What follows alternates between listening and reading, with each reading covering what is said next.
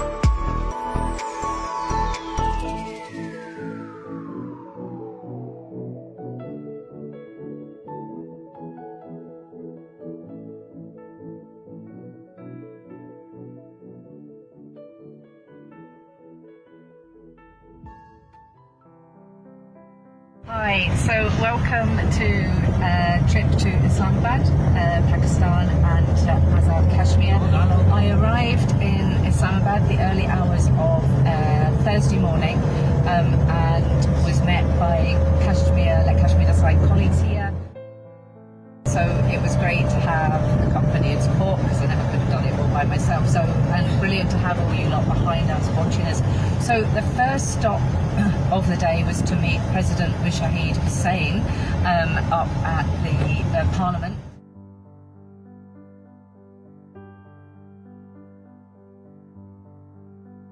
Really lovely to meet him. He's a great supporter of our work, and obviously he's been a senator and in so many illustrious positions. Probably easier for me to say to Google him than it is for me to explain everything that he's done, but deeply involved in Kashmir for many years, and so a great supporter of all that we are doing to raise that awareness and in sharing what he's up. So that those opportunities to have that working and that reach is brilliant. So always grateful to everybody here for working alongside us and sharing what we're doing. So thank you for that. We also did have a lovely lunch. It was really lovely and beautiful scenery where we could see over the Mughal hills, and it was just lovely.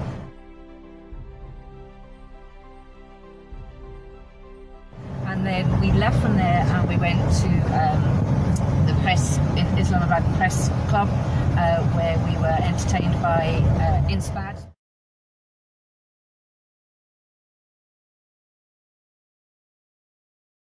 Hopefully we can find our way through people, through governance, through solutions to let Kashmiris have their right to decide their future and see an end to these human rights atrocities. So thank you very much.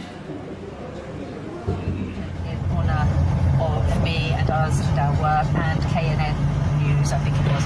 So I received some lovely flowers. Where are my flowers, guys? Back seat. The flowers are on the back seat. No, we don't find flowers. We don't have the flowers? Leave them there.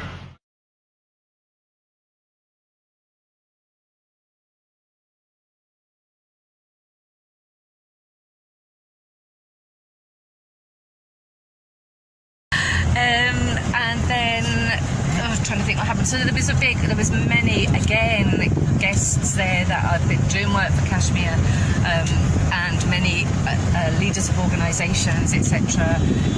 Wonderful work by President Tahir Tabazam, bringing all these people together from peace organisations, and so working under INSPAD, and it means we can share the kindness, share the work, and I think the connection really is just people with a kind heart.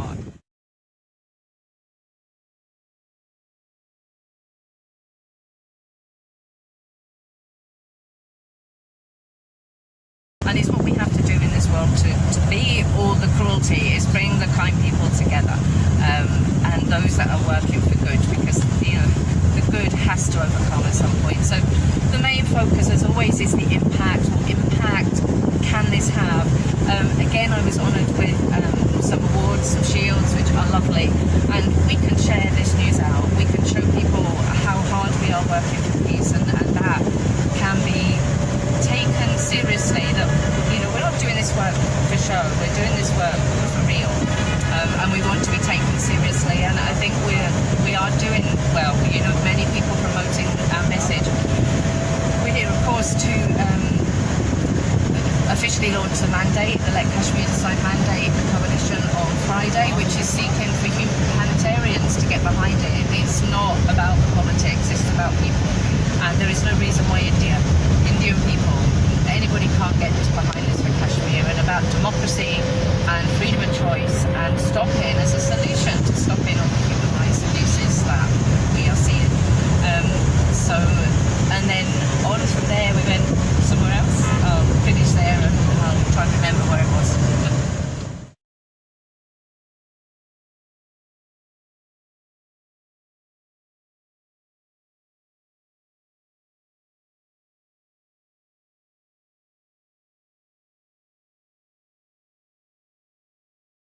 After the press hub, the team and myself went for a relax in a park.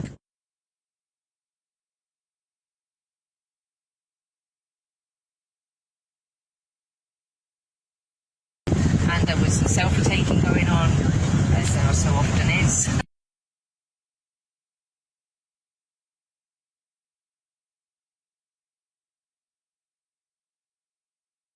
We then went to meet Michelle Mallon, which was lovely. Such a lovely lady, and so hard-working, putting her pain and her passion together into building something for Kashmir, for the women of Kashmir, raising, protesting, and sharing the work that Pakistan are doing and others are doing towards the cause of Kashmir. It was lovely to speak with her both as a friend and also with ideas for campaigning, you know, what's going well, where we can work together well. And so our meeting was maybe half an hour. I got very tired by the end of a very long day, taking on too much, and she was very kind in her awareness of that and was looking after me. So, but it was lovely to meet her and really, really useful in that short time.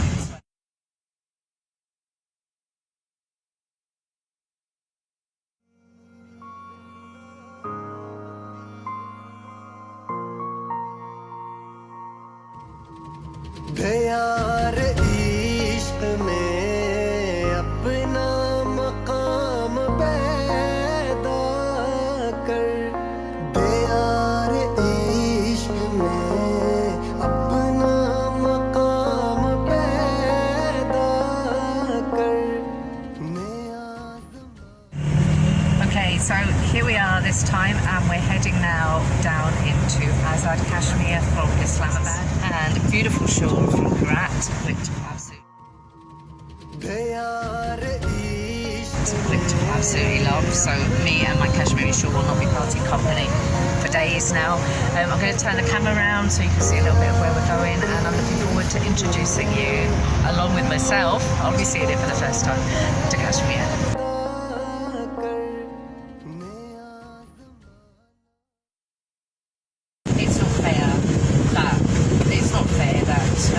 Just that lots of us can live in peace and in harmony, and then we're watching so much devastation and destruction and then dictatorship from the Indian government towards the Kashmiris, and we know Kashmiris are suffering. They're being silenced. The media attempted are silenced. Even on the outside, India are blocking humanitarian posts, social media posts that are in support of Kashmir. Myself, YouTube's blocked, Twitter's blocked, Facebook's blocked. And so we're trying to get the message out there, trying to be Kashmiri's voice. Very difficult when they are so oppressed, but there are links through and there are those saying those messages. So as always, Let Kashmir Decide's job is to raise that awareness internationally, bring the voice of the Kashmiris out, share it with the world, in the hope that people power can work, put pressure on our governments, put pressure on legislation, put pressure on the United Nations to please stand up to humanity and let Kashmiris decide. Thank you.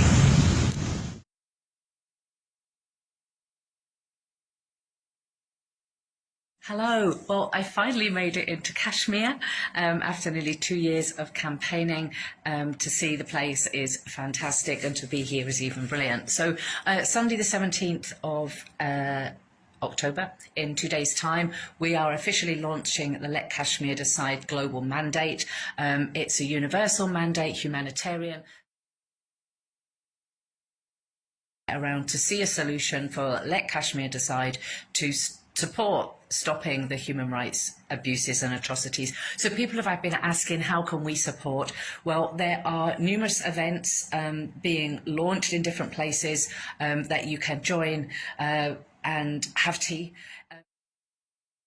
Oh, right, well, that's me in Kotli. I'm at the top of a viewpoint, and I really, honestly, have never seen anything so stunning ever. I thought Scotland was beautiful, and Scotland is beautiful, but this is different. The valleys, the heights, the river going through it, and I think it's the mosques and the building amongst it are just incredible. The roads on the way up are pretty dreadful, but we won't go into that. Behind me is the Indian border, right at the top there. You can see the line, and it's about 15 miles away.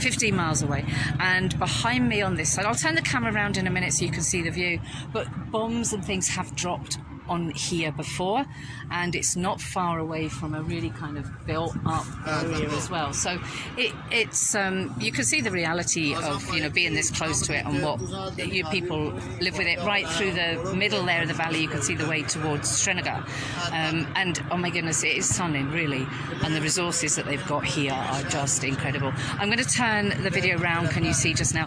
I'm finding this trip, like, I'm trying to relax and soak it all up and enjoy it, but my social media work, meaning I'm operating all the accounts and the WhatsApp groups, are making it very challenging. So apologies if I'm not managing to get through all the build up for the mandate, the support that we're hoping for tomorrow, and I hope I can get this message out there. It's an incredible place, and incredibly proud to be able to officially launch the mandate from Kashmir itself, you know, and that is awesome. I obviously am not able to visit Indian occupied Kashmir. Even my YouTube channel and my Facebook page are no longer invited into India, so that is a great shame, but I can get this close to it.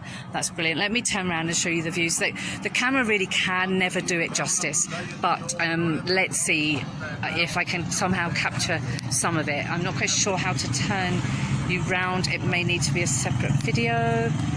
Okay, I'll do a separate video and I'll link them together. So here you can see this was the hill coming up. There are huge trucks and everything. I've never seen such a variety of vehicles anywhere.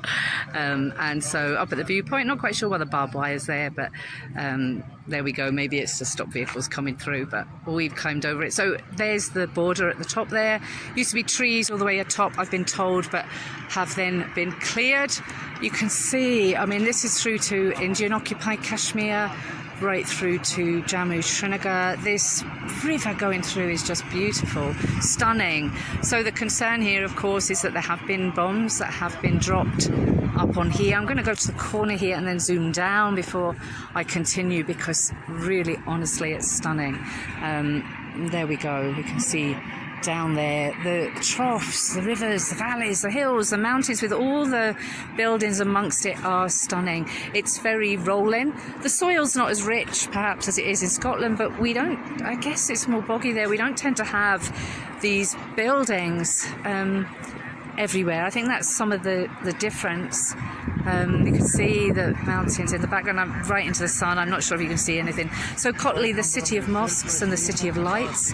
I will try my best to get up here during the nighttime hours, if that's possible. I think we're going to visit over that side later, and like I say, I'm being treated like a rock star, to be honest, and it's amazing, and building up support and more solidarity for the release of the mandate soon. So take care, stay blessed.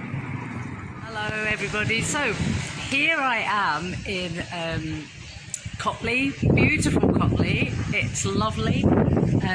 I really like it. I like the buildings, the rustic style of things. It's such a lovely, relaxing contrast to many of the Western society. As much as I do love my home, as they say, a change is as good as a rest. Obviously gutted, absolutely gutted that the tea event could not go on. Essentially, I saw the correct advice. I met with the consulate, the Pakistan consulate in Scotland, in Glasgow. I spoke with him. I spoke of the tea arrangement. I also spoke with a diplomat in Pakistan and was advised that yes, this event on my tourist visa, which is all I had, should and would be okay. You know, but sadly, just, you know, this is the way it is. It's a disputed territory. It's a constant concern, and so security obviously at risk of my safety, at risk of my colleagues' safety. They have to take that into hand, and you know, it's up my host, all of our safeties, even people that came to the event, and we have to accept that and respect that. I'm a tourist in another country, so sadly we're going to be leaving Kotli today, because otherwise we're going to have the security checking up on us, making sure I'm constantly safe, and that's a lot. It's a lot for my team colleagues to deal with. So we're going to head back to Islamabad. We had our tea. You know, it wasn't. Well, I went to Chai Khuda the night before, which, you know, was good. So we had tea there, and I saw the place, and I have videos that I can share. I met some people. I'm desperately disappointed not to have met half the people that I wanted to. And what I will need to do is return with a different visa, an NGO visa, I suspect, and ask for security, because they were willing to offer it to us and protect us. I think the positive is that the Let Kashmir Decide movement has grown huge. It's massive, and therefore if we weren't you know, reaching people and weren't causing a stir, then there would be no need for any security or concern. So I have to respect the rules of another country as a citizen of my own country, and that's, you know, that's the way it was. And I'm sorry for everybody that turned up and that had that travel. I hope you can understand I travelled for more than a day to get here, and at a more significant cost. So very sadly I have been having a few messages from people being critical, which I can only apologise for. If I'd have gone ahead with the event, then I would have been going against what the authorities said here, and we can't do that. I can't do that. So respect to everybody here. Like I say, it's a stunning place. Disappointed to have to leave so soon, but hopefully I will come back, and with the right protocols, and we can arrange some humanitarian events just based around tea. So, okay, thank you for listening, and let's keep up the struggle. Thank you. Bye-bye.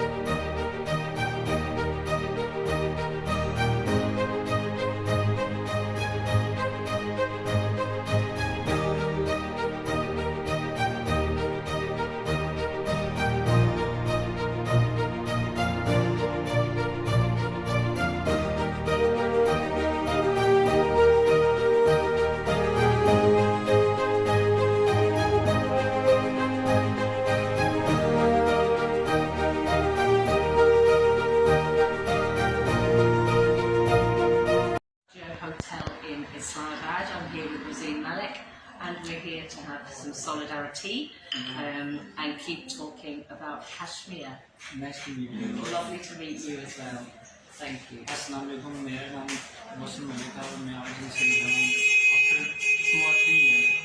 मतलब कि हमारी एक campaign चल रही थी, उसके through आज हमारा मीटअप हुआ है, और जैसा कि इनकी कैंपेन है लेट कश्मीर डिसाइड, तो वो उसकी सेलिब्रिटी चाहिए हुई है। और फर्दर डिटेल आपको बताएँ। Thank you.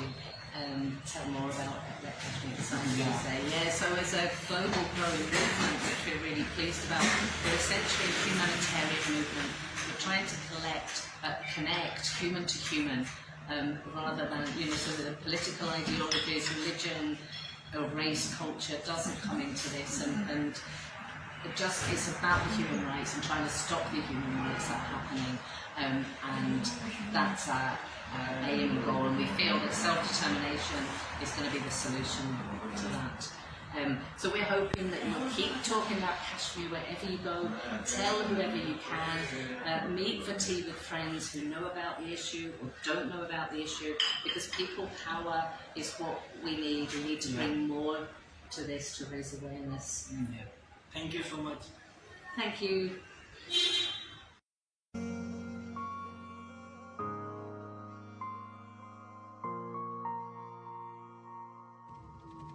यार इश्क में अपना मकाम पैदा the people of the state. We stand for an independent Kashmir, but at the same time we would definitely respect the people's party. And we expect you, as you have been doing, that let you be our voice, let you be our representative, let you raise your voice in support of Kashmir to every corner of the world, and especially the power centers of the world who matter, who actually matter.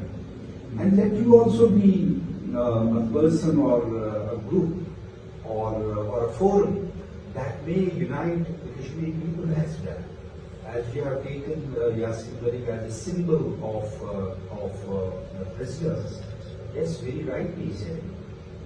Yasin has been right now the symbol of political vendetta in Indian jail. He is a person who has met many times Prime Minister of India, the political parties of India. Kashmir. But I have one question: where the humanist stand? Where does a humanist stand? As in me or in the human life? Well, I'm not talking about the United Kingdom as well. This issue is created by the United Kingdom as well, because when they elect some countries. Yeah. So for me, if I talk about it from my perspective first before what I understand, I mean, for me, it pulled my heart in totally amongst, and that's the human level story. It's like someone's in front of you and you can't reach your daughter, and your heart goes out to, you know, if somebody stands in front of you and says, my dad's died, your heart goes. So my heart had gone out. And then when I learned that this was in the hands of the UK government, the partition, then there's a feeling of injustice. So this is on my country. My great-grandfather kept my grandfather home as a CMP on British Empire Day. He wouldn't let him go into school. They stood against British Empire Day. So that was my upbringing, against the British Empire, being in other people's countries. So for me, that was a natural, when I heard all this, Bill, this is the victims of the Empire State. My family background was obviously, genetically in me as well, has that justice. So as a humanist, I'm looking for the solutions.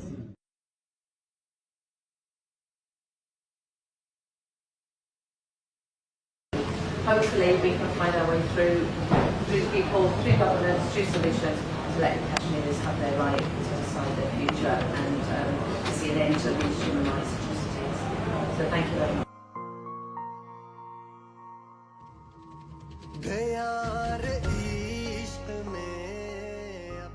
It's a great news that you've been in Kashmir, and in Kotli you were visiting, the last 2-3 days.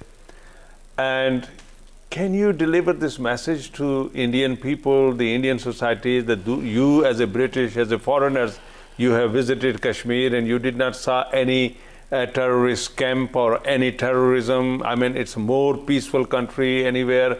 Even we are more peaceful than Pakistan, I mean, you can travel anywhere and people will welcome you anywhere. You can walk in any house, and even you can walk near the line of control as well.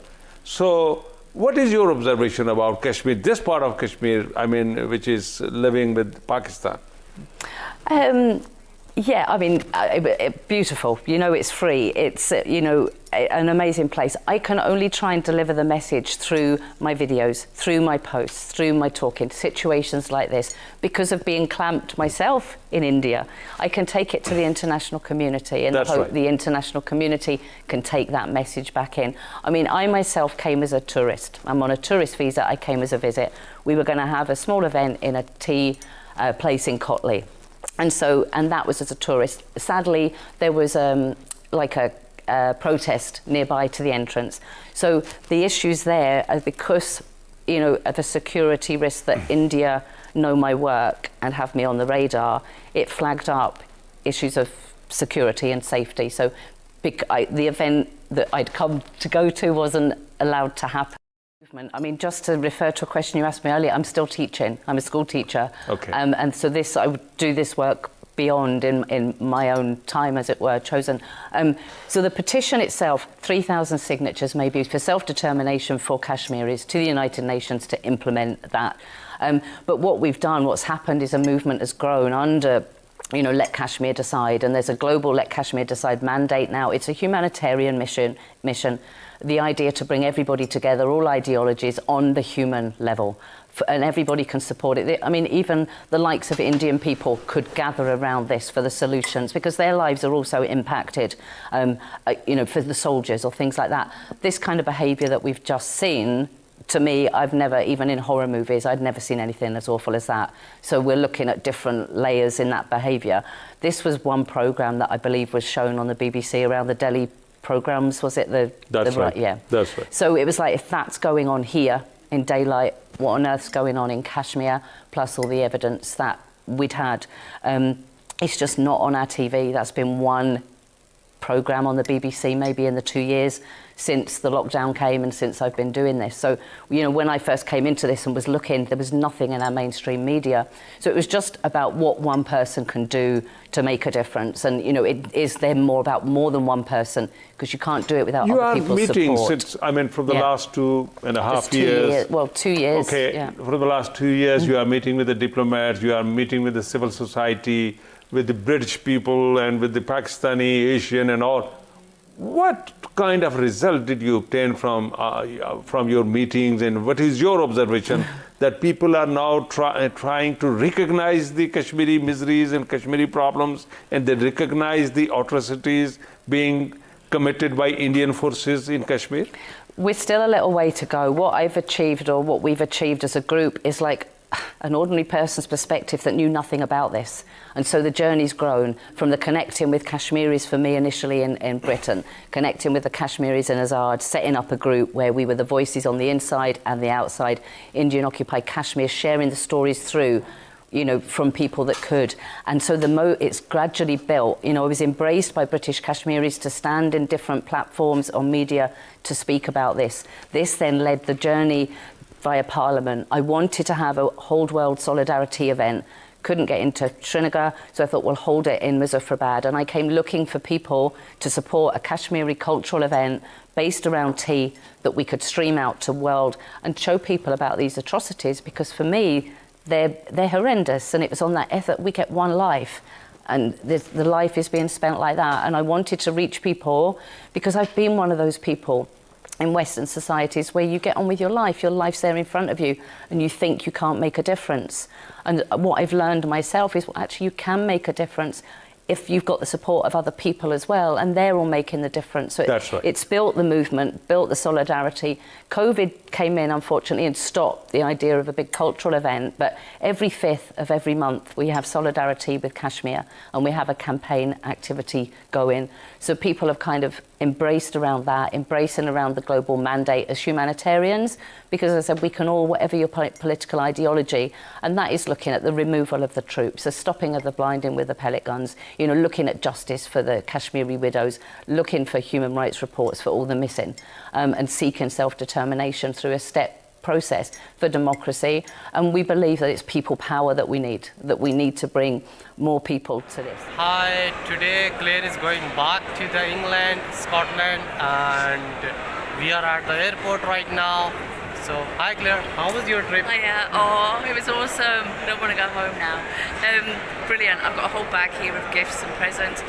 We're delighted. It's been lovely to meet everybody and all the team, to be together and discuss, well, some of the team.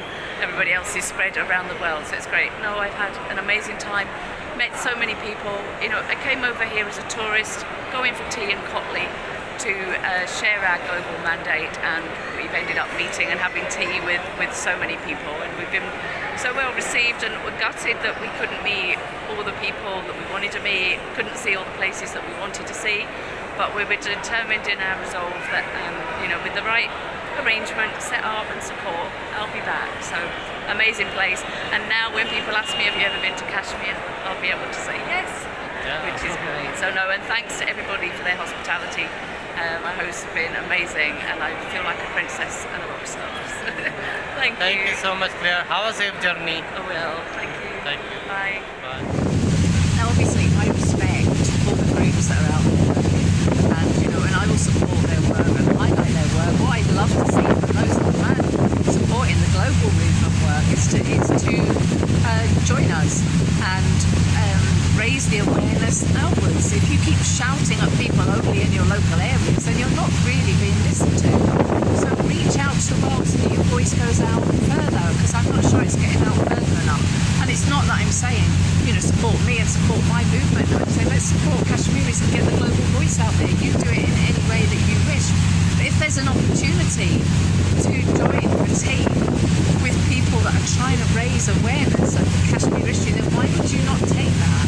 Why would you not do that? That doesn't make sense to me. We're looking for self-determination, but equally we're trying to raise awareness of the Kashmir issue. So if you're somebody that wants to go with Pakistan, or you're somebody that wants to go with independent, or even if you're somebody that wants to go with India, this is an issue that needs to be solved. It's not anti-Indian, it's not anti-Pakistan, it's pro-Kashmirian and pro-people. So they get very frustrated with a lot of the inner politics. And those that are supporting many difference of opinions and supporting democracy and supporting the ideology of the outside world, they're the ones that really care about Kashmir as far as I'm concerned. So, I've said before, I support all voices for Kashmir, but I'm starting to see some people that I'm not. I've got to say, I don't think they're supporting Kashmir, and I think people are going to have to open their eyes and work out who these people are. Because, like I say, I'm an ordinary person of the world, and anybody that wants to raise the issue of human rights abuses, I'm here to do that quite straightforward. And if you're in a position of power where you've got a group, you've got finances, and you've got money, then stop shouting locally and at yourselves. This has to come out bigger. Why would you not take advantage of a global movement? It doesn't make sense to me. So, anyway, under discussion tomorrow on JKTV, and then Human Rights Forum, Scottish Human Rights Forum, are having a great debate, and people on there on Sunday afternoon, so I hope you'll tune into that as well. And I'm going to be taking a little bit of a rest. And the rest of the team, you can all carry the burden for me for a little while I get back into my school routine. Hopefully the car will fix my garage, because I've been without my car for a long time now, which has been a bit frustrating. But onwards and upwards. I'll take time to reflect. I've got lots